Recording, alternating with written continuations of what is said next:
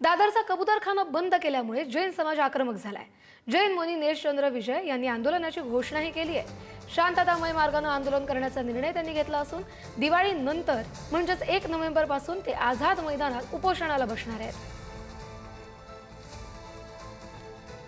अनेक दिवसांपासून मुंबईत कबूतरखान्यांच्या संदर्भात मोठे राडे होत असताना आपल्याला पाहायला मिळत आहेत।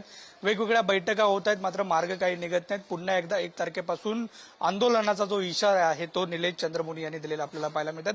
स्वतः बोलण्यासाठी निलेश चंद्रमुनी जे आहेत, खरं तर तुम्ही अल्टिमेटम दिलेला होता। अल्टिमेटम नंतर तुम्ही आता 1 तारखेपासून आंदोलनाचा इशारा दिला, काय नेमकं परिस्थिती?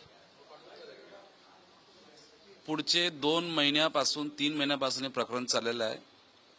प्रशासनाचं जे आहे त्यांचं काही लक्षकडे आहे नाही। मी फार पहिले पण सुद्धा तुम्हाला सांगितलं होतं मी अमरण अनशनला बसणार आहे।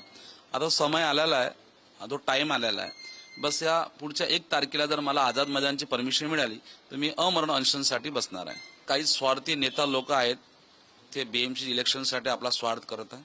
मी सत्यावर राहणार आहे।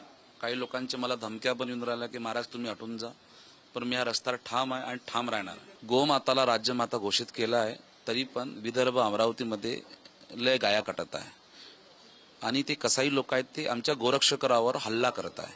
पूर्व मालेगावमध्ये मच्छिंद्रनाथ शिर्के या दुसऱ्यानंतर आता संभाजीनगरमध्ये एका युवावर हल्ला झाला, तुम्हाला माहीत असेल ते संभाजीनगरमध्ये। आता मरता मरता आता कितीक जण मरणार आहे। पण हा मुख्य प्राण्यांसाठी मान्य मुख्यमंत्र्यांनी काही कानून काढलेलं पाहिजे, कारण की लाख कबूतर मेलेले आहेत।